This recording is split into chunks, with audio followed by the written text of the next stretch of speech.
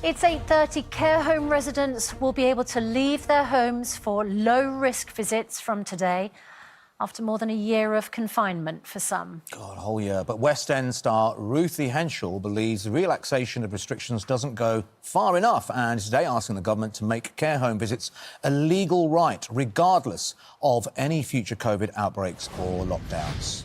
And Ruthie Henschel joins us now from Essex, along with Nadra Ahmed, chair of the National Care Association, who says allowing visits during any future outbreak is too great a risk to residents. So, Ruthie, tell us about where are you at now then, and how can you see your mother who's in the care home? What kind of access do you get at the minute? I get really good access because I am an essential carer. Part of the care team, so that's absolutely wonderful. I have to do the tests, wear PPE, and then I get to go in and be with my mother anytime. But what's still happening is it's a postcode lottery, and the care homes are not. Some care homes are not taking up the government's guidelines because, for fear, and this is.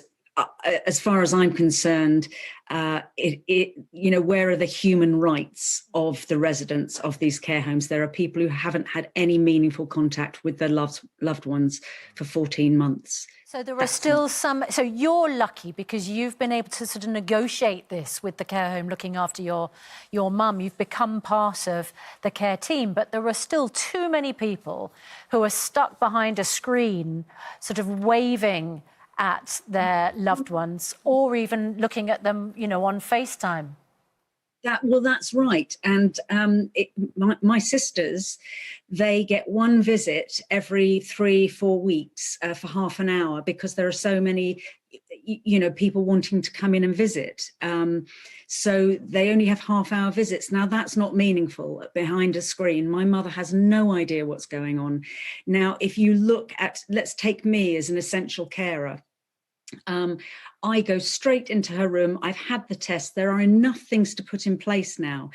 Whereas a paid carer is going into everybody's room. They are going home to their husband, their children coming home from school, from work. So in actual fact, I think I'm safer because I'm going straight into my mother's room, don't see anybody else, don't interact with anybody else. And she needs touch. She can't speak, she can't walk, she has to be fed, her food has to be mushed up. What does she have left but touch, love? And we all know, having been, starved of human affection, human touch for the past year, we know how important that is. And if I could just say...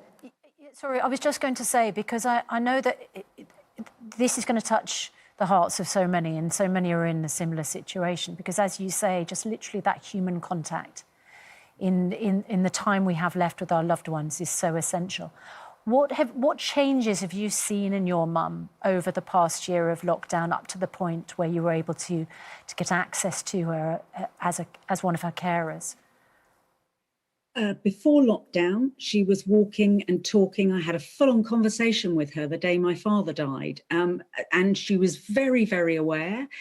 And then 4 months later, which we understood we had to keep them safe, but she was in her room 24/7 on her own with the occasional visit from a carer, and she stopped talking. She can't walk anymore. Her food has to be mushed up and her drinks have to be thickened. And that happened in 4 months. Now, you expect some kind of deterioration, but not like that. No. And when I went to see her again, the carers, 2 carers and the care home manager said, "Oh my goodness, the light is back on in her eyes." Yeah. And it is.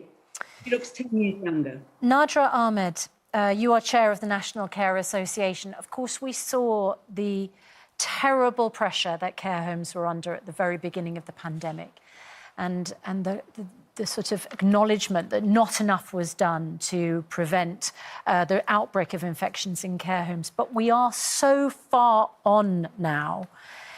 Isn't it time to give relatives of care home residents better access to those that they love?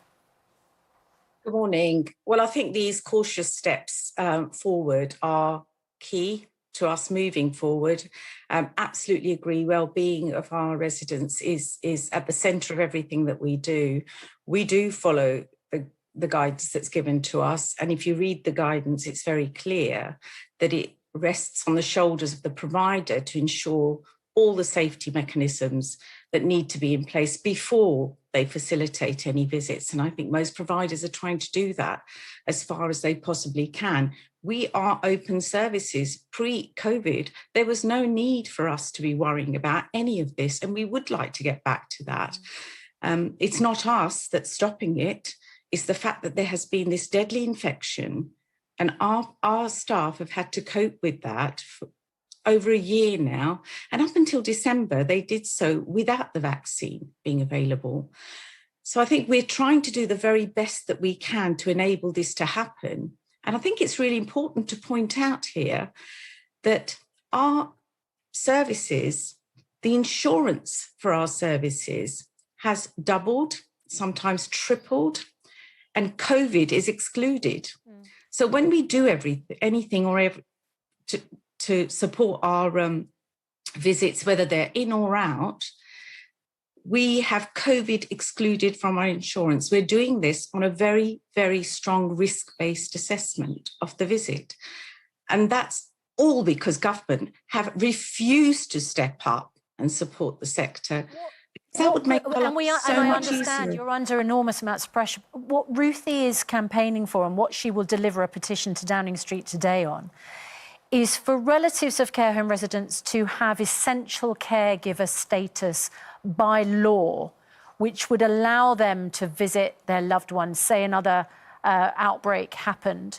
Is that something that you could accommodate? We will accommodate anything that comes through in legislation, as long as we have the support to do it. We have 120,000 vacancies in our sector, so very often we are having to rely on having enough staff in the building to facilitate individual visits anyway. So for us, having relatives in the service is it's a godsend. We love it because it enables a different meaningful relationship to be continued rather than just what we can provide, and that's what we've been providing. So absolutely, if it becomes legislation, we will do what we can. We just need government to step up and support. I just wondered, today is a very significant day, not just because of the petition, but particularly because finally people can go out into a garden, into a public place, and then not have to face 2 weeks quarantine when they get back to the care home. That was a cruelty, wasn't it? Well, I think it was quite strange, really, in many ways, because obviously you can come into the country and if your test is negative, it's 5 days isolation. So, you know, it was quite strange. So I think we haven't seen the guidance. The guidance hasn't come out. We've had the announcement and we've had some of the information, which is really annoying because the announcement was made on Saturday. And here we are on Tuesday, where it all starts, and we've not had the guidance. So how long are these visits going to be? So when you take somebody out, is it that they can go to multiple sites? Or is it, you know, an hour, or we don't know. All of the detail hasn't been released. But absolutely, I think, you know, the 14-day isolation has been a huge challenge, and we can understand. Isolation for us is also a challenge as providers, because if you've got people going out and when they come back, you've got to isolate them for 14 days. Well, it's terrible. I mean, it's shocking, actually, isn't it? People can come back from abroad and they don't have to isolate nearly as long. And an older person gets, you know, who might be in, you know, just have a short time left, has to spend 2 weeks of that on their own. Dreadful situation. And the implications for the care home is that, you know, we're going to then have to look after them in an isolated scenario, which is quite difficult. But I mean, we can understand, because these are shielded people, you know, they are people who were the most vulnerable to this virus. So we have followed what we've been told. And sometimes that's really, really challenging. And we do. It. Okay. We must leave it there. Nadra Ahmed, thanks very much indeed. And Ruthie Henschel, thank you very much indeed. Coming up to 8:40 on Good Morning Britain. I could hear noises off. Yes.